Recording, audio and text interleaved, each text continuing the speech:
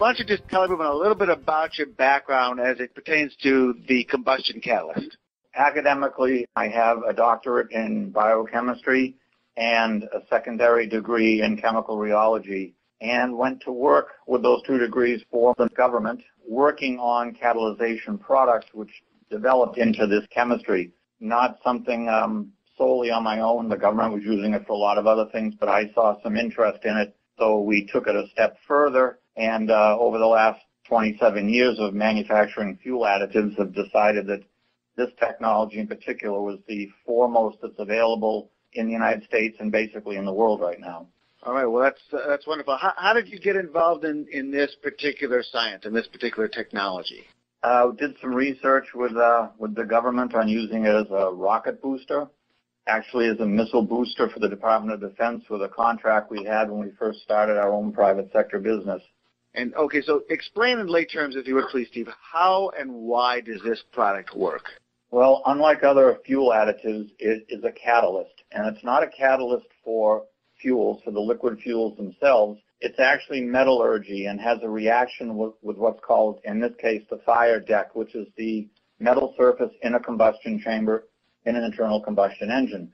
It's very similar to what's used in the rocket boosters, open flame boilers, et cetera, et cetera. But again, the product relates to metallurgy, not true chemistry where you'd be altering the fuel. And it does work by forming a very, very, very, very thin coating, somewhere below 800 angstroms. This catalyzes the metal. In other words, you have to picture the whole fire deck as an envelope, and that's what you're altering.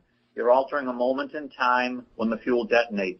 You're not altering the fuel. So the catalysis takes place in the combustion chamber, and you've actually formed a condition in the combustion chamber on the surfaces of the fire deck. That's all of the metal surfaces that are exposed to the detonation or the combustion. And you're catalyzing that space and time, that actual combustion process. So we talk about on the label of the EnviroTabs, reduced emissions. How does it reduce emissions? Well, essentially, as we said a second ago, it causes hydrocarbon fuels to ignite faster. So from the point of detonation of the fuel, with the fuel igniting faster, the long-chain hydrocarbons that usually burn slower and create particulate emission issues burn rapidly, therefore lowering the particulate emissions that you're asking about. In addition to that, because they do burn quicker, less nitrogen or nitrogen byproducts produced, which are the NOx and the non-particulate emissions that everybody's concerned with right now. So basically, more fuel is burning in the power stroke, less is therefore having to burn in the exhaust stroke, so you're getting less emissions. Would that be a fair lay statement? That was well put. It's approximately 30% increase in downstroke efficiency. And same thing for saving money, getting better mileage. Is it the same benefit? Right. Well, you have that approximately, again, 30% increase in downstroke, and that can be translated into quite a savings in mileage, again, depending on how you drive as well. Let's talk about the fact that you can actually go from a premium fuel to a regular fuel by using the product, but that alone saves 20, 30, 40 cents. All my vehicles say use premium only. I've been using only regular, and the car runs beautifully. Why is it that you can use a lower octane fuel with the product and still get great results? That is an excellent question. I'm glad you brought that up. The whole purpose of premium fuels is simply to have a higher octane rating or a higher octane number. And the higher octane is simply to provide more power in a very cheap and economical way to the vehicle. By using the EnviroTab and getting that increase in the combustion characteristics, you no longer need that extra octane to do it because the product is now handling that. You're getting the performance without the expense of the added octane boosters that are used in the premium fuel. So bottom line is anybody that's using premium can now use regular and have a better performance in the vehicle, and that's a savings, actually a large savings on its own. Can you talk a little bit about lowering maintenance costs, longevity of the engine, and why?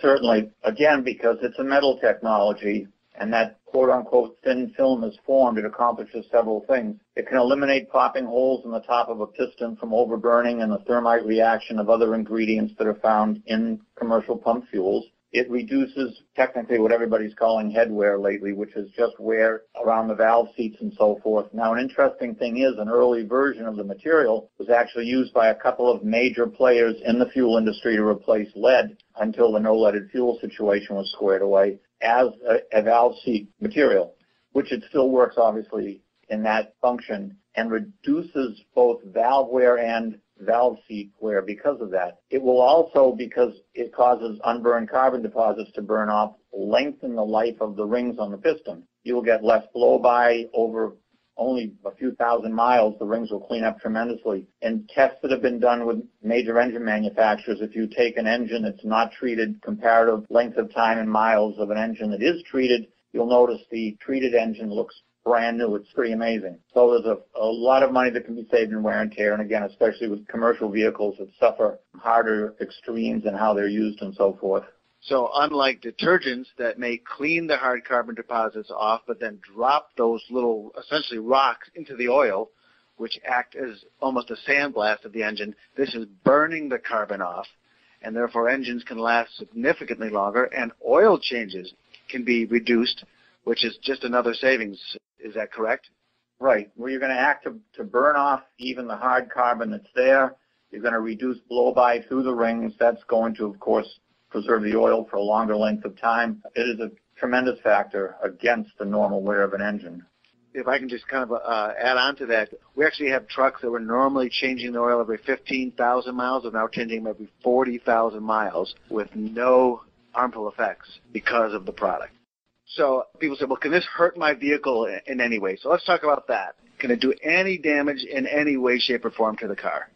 No, the material itself is EPA registered, and it's EPA registered requiring what they call a Tier 1 data submission, which has to prove that the EPA, that the material warrants safely for the environment and the user and the vehicle to be allowed in commercial pumped fuel.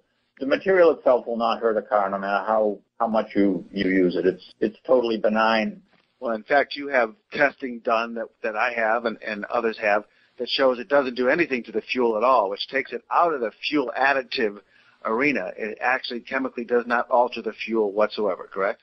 Right. It has no relationship to the fuel at all. In fact, at one point we were lobbying the EPA to have it waived as a fuel additive because it has nothing to do with it, but they don't have a category to put it in if it isn't a fuel additive. And there's no discernible difference between the product in a fuel and the fuel without the product.